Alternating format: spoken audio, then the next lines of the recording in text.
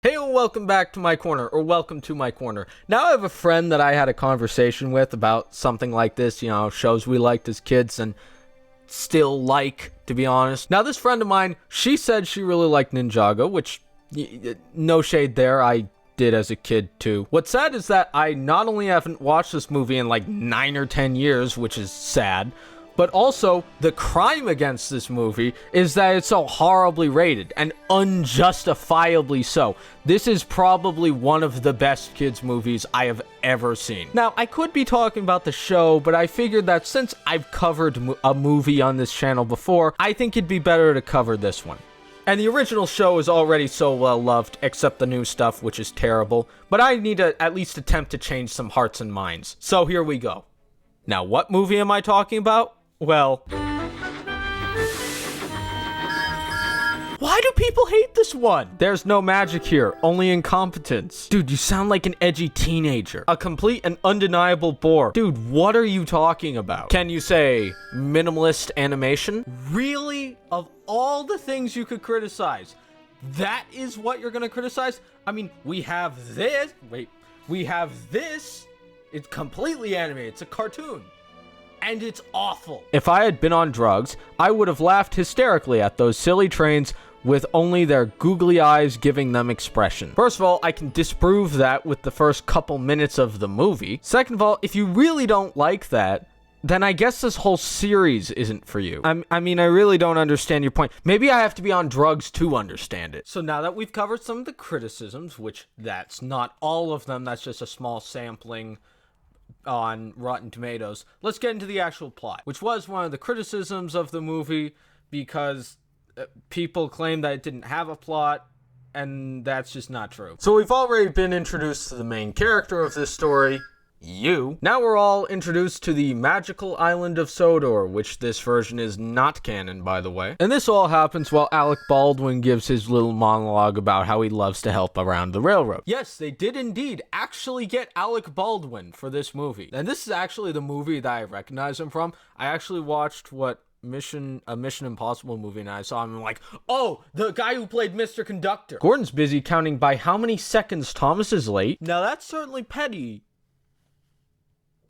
but I can be more. Thomas reveals that he's going to be collecting Mr. Conductor after this, also known as Alec Baldwin, and that the Fat Controller is on a very much needed vacation. That's why there are Uncle Sam style posters everywhere, I think. Then all of a sudden, a devious diesel known as Diesel 10 comes in, declaring that he has unfinished business and he wants to finish it mach schnell. As stated by Thomas, this diesel hates steam locomotives, which, question, in the show, or at least some point over the years or something, it's stated that this is sort of a steam locomotive haven. I mean, there is the casual racism between the steam locomotives and diesels and vice versa, but I mean, if this diesel's trying to destroy one of the locomotives, wouldn't he be scrapped? Now, staring into the sky of the Isle of Man, we fade into a lake somewhere in America, which I know there's some sort of complicated explanation for different side of universe and blah blah blah, but as I heard it best, Sodor's on Isle of Man, Shining Time is somewhere in America, and we're just gonna stick with that.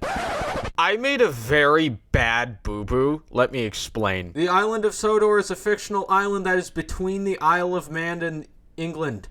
It is not on the Isle of Man. Now that I clarified that, if you ever hear Isle of Man, just keep that in mind. I don't think I say it again for the rest of the video. Let's continue. Welcome to Shining Time, also known as where Mr. Conductor works and lives. Oh hey, we're back in Sodor. James is coming up with many different ways to get a fly to leave him alone. Thomas mildly crashes into the buffers because he doesn't have a backup mirror or something. Either that or his driver just isn't paying attention. They don't have drivers in this one. I'm gonna be honest, that's a little strange. I mean, they pulled that crap in the newer ones too, which I also don't like. But I guess here it's less in your face. The reason James is in the shed is because he's been grounded by the Fat Controller temporarily. He's trying to make this a better railway for steam engines. So Topham Hatt says the harder we work, the less he'll need diesels to help. You see what I mean by the casual racism? Now, don't get this image that it only happens one way. This actually happens both ways. Steam engines are cowardly, cranky, worn-out hunks of metal who couldn't hurt a fly. In fairness, James doesn't have a claw with an IQ of like 7. Then Diesel, for whatever reason, follows the trope of the villain names his plan by the letter to the hero, and this plan is to find the lost engine, and James has the perfect reaction. What lost engine? Now, this is fourth wall breaking because everyone else was also asking this question. So off Thomas goes to fetch Mr. Conductor. Oh, and hey, here we are back in the better country, also known as America. We're then introduced to Patch and his dog, Mutt. Very original name, obviously. What I can only assume to be a Navajo Indian comes along in a steam locomotive. This guy's name is Billy, and he's been letting Patch use an old map of his. Patch asks the question, what are these faded lines? They look like railroad tracks, but there are none where the lines say they should be. Mysteries that make this land so... Magical? You only said that because this is Indian Valley, didn't you? Patch promised Burnett Stone that he'd clean his yard, so he's going off to do that. Cut to Hair Stone in a cave. Turns out inside Muffle Mountain, yes, that's the name of the mountain, there is a secret that Hair Stone has only ever told his childhood friend, Tasha. And this secret is key to keeping the connection between this place in America and this place in Britain together. Tasha was Hair Stone's wife, but she's dead now for whatever reason. And on top of that, his inability to get this engine, that's the secret by the way, to steam is what's making him depressed. Back to Shining Time Station. Mrs. Jones here finds a drawing from a long time ago by a child named Burnett Stone and shows it to the Navajo Indian, because I forgot his name. Yes, we do see where that is. Later. For the record, this was found in an old locker in the Lost and Found. Cutting to Muffle Mountain, Patch finds the cave Mr. Stone's in. All mountains have their secrets, Patch. Shouldn't surprise a kid like you. Wait, so... does that mean there's a magic steam locomotive in Mount Kearsarge too? What? Okay, so if that's the case, I will be looking for that for a long time next time I'm there. So this locomotive's name is Lady, and the reason she's here is because this evil Diesel, Diesel 10, threatened to destroy her, so he chased her, and eventually that led her to here, to where Mr. Stone has been fixing her up all this time. But he hasn't been able to get her to steam. Going back to the island of Sodor and...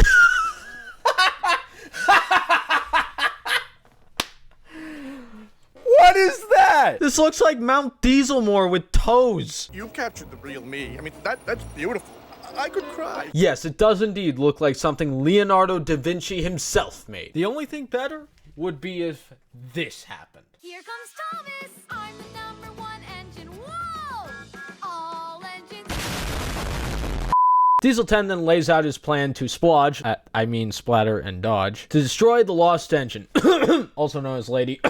And because she exists, so do the others. But if she can be destroyed, the others will all die too, apparently. Cue scene of Claw having an IQ of 7. In America, Mr. Conductor is about to leave Shining Time Station for the island of Sodor. And Billy, the Navajo Indian, is about to leave driving his train. Does Mutt want either of them to leave? No, because he senses danger. But we're going to continue with the story. Once Mr. Conductor gets to the island of Sodor, Thomas just so happens to be passing by, so picks him up to bring him to the Fat Controller's office for his orders. Going back to Muffle Mountain, we're exposed to a little bit of exposition about how Burnett Stone is tied to all this. Hair Stone is the caretaker of Lady. In the next scene, we have, who is this? Oh, Hair Stone has a granddaughter. Okay. This is Lily. She lives a few hours away from Shining Time Station by train in the big city that is not named. She is going to be taking the train to visit her grandpa at Muffle Mountain. Fading back to the island of Sodor, and yes, I do realize it's been switching a lot in the past couple minutes. James, Gordon, and Thomas are all having a retroactive argument on who should have picked up Mr. Conductor. Henry, Toby, and Percy are discussing the lost engine, and Harold happens to fly by, his only cameo in the movie, by the way. But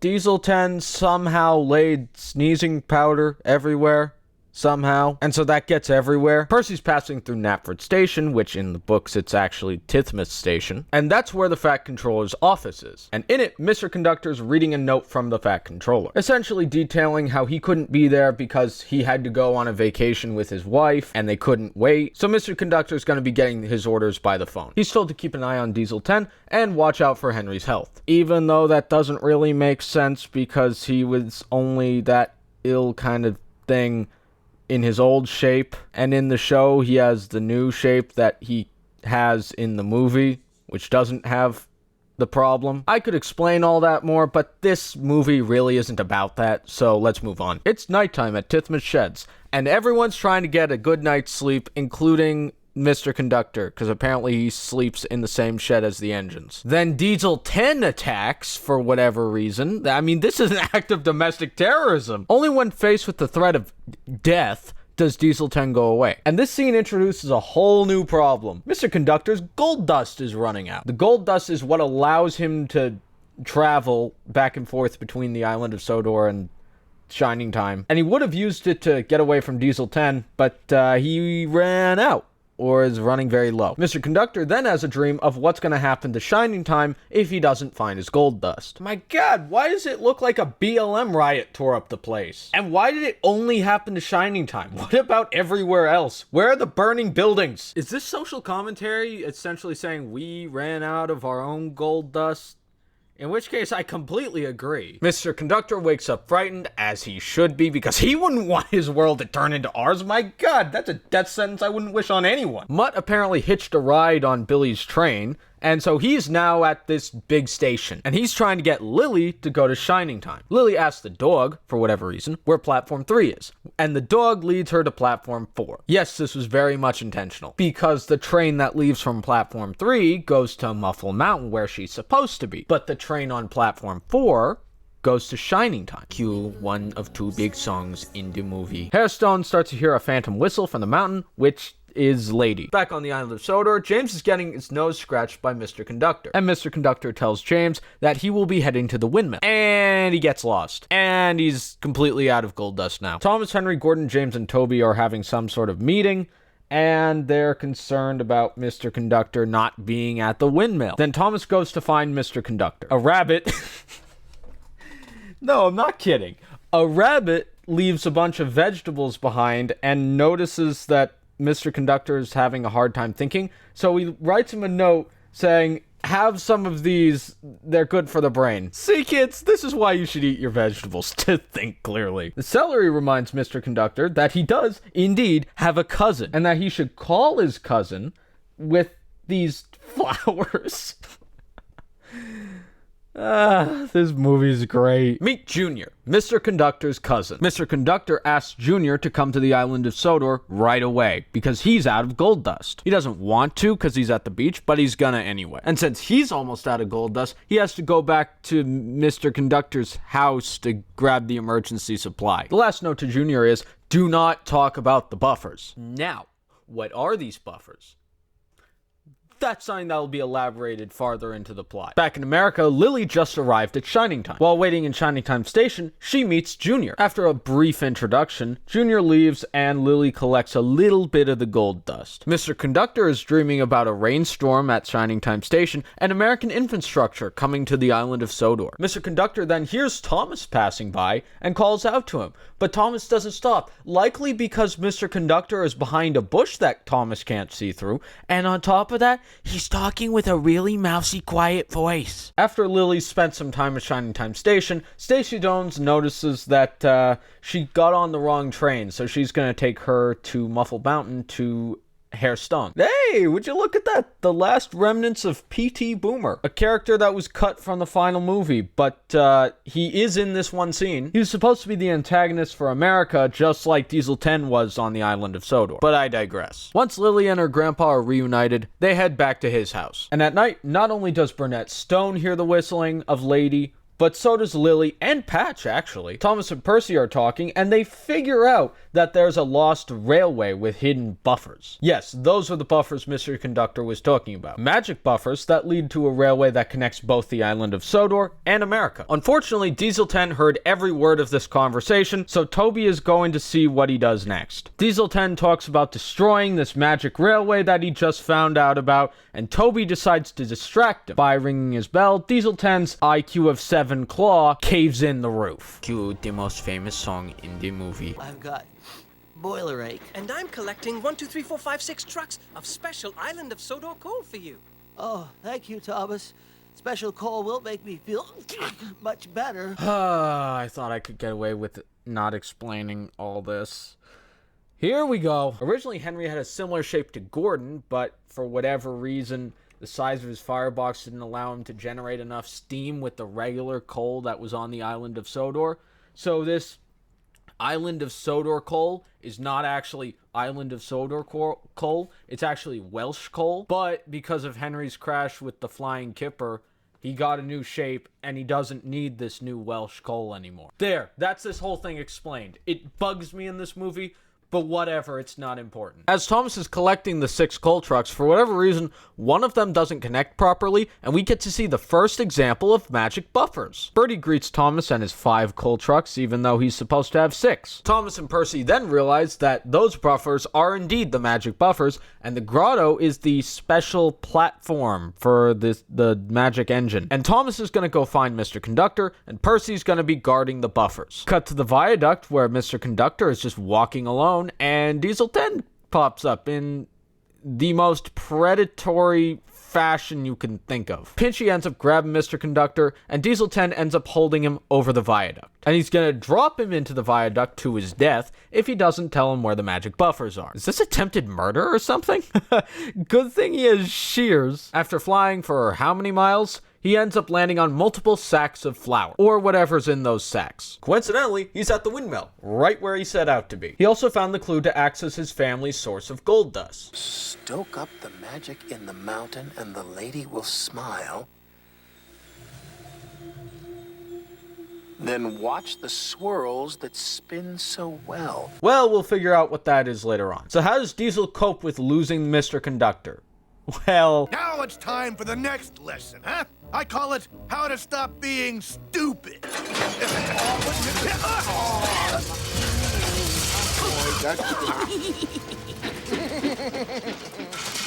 I know that's gonna ruin my facial. Okay then.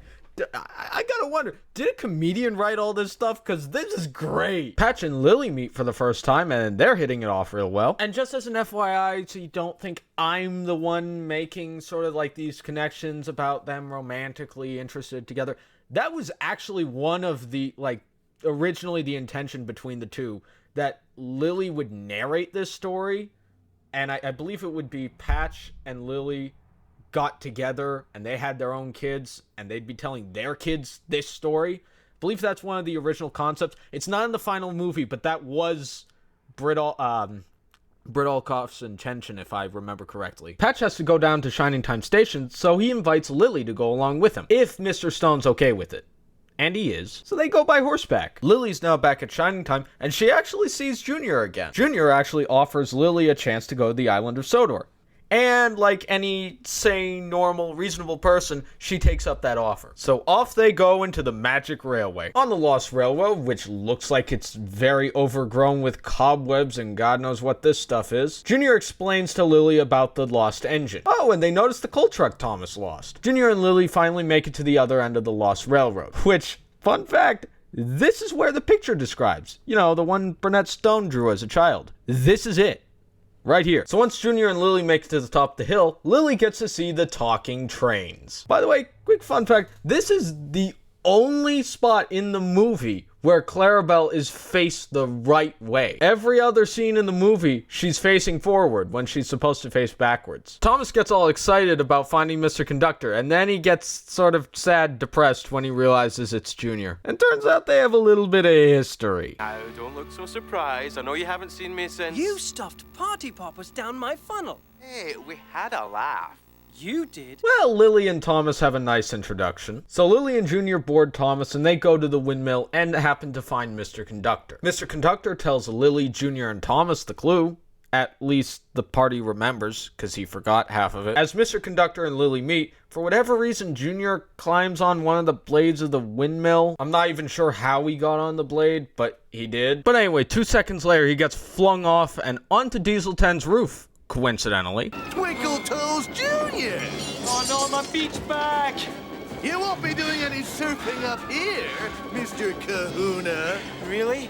Watch me. Hang on tight, Moon Doggy. Yeah! This again just points to my theory that this movie was written by a comedian. It's great. Back at Muffle Mountain, Patch reports back to Mr. Stone that Lily's gone, and he has no idea where she went. And Burnett Stone reassures him that they'll find her. Now, this is a point where a lot of critics say that Burnett is emotionless here, and that he doesn't necessarily care about his or at least he doesn't show that he cares about his granddaughter. I think they're wrong. I think this is just him trying to carry a cool head and not worry Patch. And with calmness comes clear thinking. On the island of Sodor, Percy finds that Splatter and Dodge are guarding the buffers. So he goes back to warn Thomas. Mr. Conductor is showing Lily card tricks because he's trying to get her mind off of things, such as being late back home. The two talk about the lost engine. Lily mentions that there's a phantom whistle around Muffle Mountain, which reminds Mr. Conductor of the next part of the clue. Herr Stone and Patch actually talk about those faded lines on the map, and turns out those faded lines are actually the magic railway. But the lines on the map are starting to fade because the magic is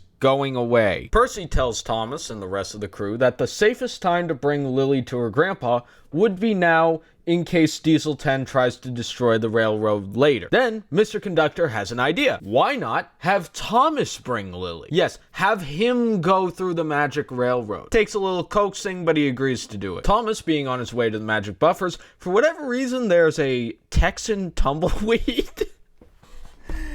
No, I'm not kidding. Follow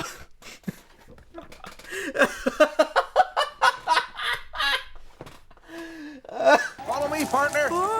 Right this way to Bufferville. Just a walk in the park. You're going through, Lily?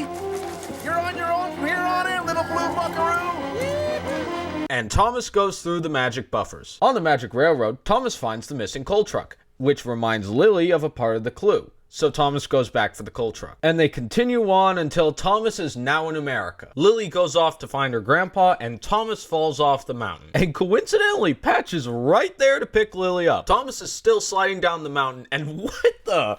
Wait, hang on a second. Maybe this is some entrance to the magic railway, because this was on one of those faded lines? Maybe. I have no idea what's happening here. Lily explains the situation to Mr. Stone, and he says that he'd love to help, but he can't make Lady Steam. He's tried every single type of coal in the valley, and none of them work. And then Lily has the realization of, hey, Island of Sodor coal. There's a truck up nearby. You haven't used that, let's try it. And so Patch goes and gets some. Junior has a quick moment of repentance about being lazy, and he lands on James's roof. Diesel 10 nearly forces James and Junior into the incinerator. How is Diesel 10 not scrapped? But Junior uses the very last of his gold dust to get himself and James out of that situation. And they just so happen to teleport right where Mr. Conductor is. Back on Muffle Mountain, and I promise this is the last time we'll ever be here, they finally got Lady to Steam, and all because of Island of Sodor coal, which is, I guess, technically Welsh coal, but whatever. Lady goes on into the magic railroad somehow. I guess there was an opening to it right there. Lily notices these sparkles coming from Lady, so she collects them, because why not? And eventually this overgrown magic railroad thing turns into a masterpiece painting, and Lady grows a face. That's definitely not weird. And we actually get to see Thomas on this magic railway too, even though he entered at a completely different point. And he actually entered the magic railway earlier than Lady. So one, how's he on the same line? And two, even if he is, how is he behind Lady? So Lady makes it through the magic buffers, and Mr. Conductor and Junior actually get to interact with Lady a little. The unfortunate reality is, even with the lost engine, Mr. Conductor and Junior won't be able to head back to Shining Time Station because they still don't have gold dust. Thomas made it through the buffers, and Diesel 10 not only found Thomas, but Lady too. So off Thomas and Lady go to avoid being destroyed. Then Mr. Conductor realizes that Lady is a part of the clue to unlocking the source of the gold dust. Oh boy, I can't speak. So they both freak out a bit. Commence the chase.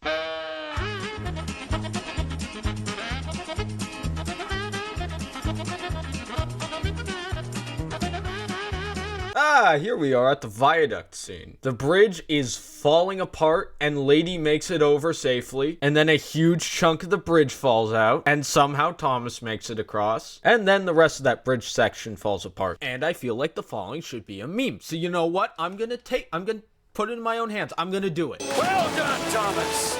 Well done. And I would have stopped there if the next scene wasn't just as, if not more, memeable. So here's the other one I made.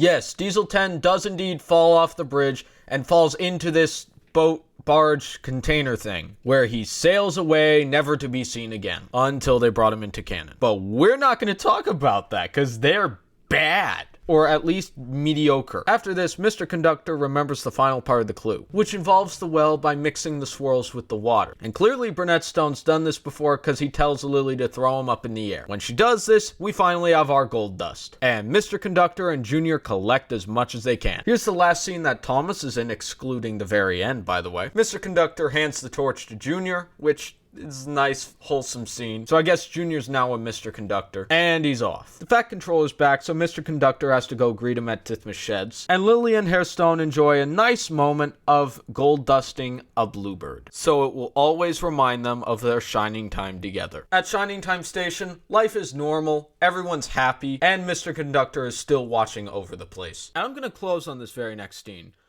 But before I do, I wanted to say, this movie really is a great time. I highly recommend you watch it.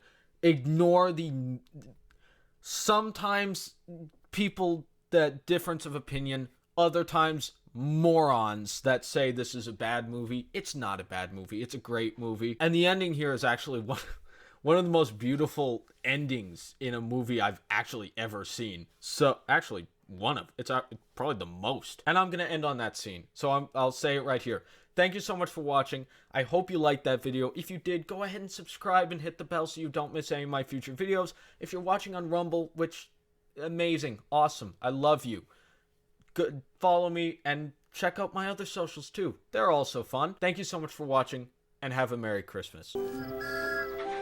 And so we've come to the happy end of our story. And it's time for all of us to go home. Just like Thomas.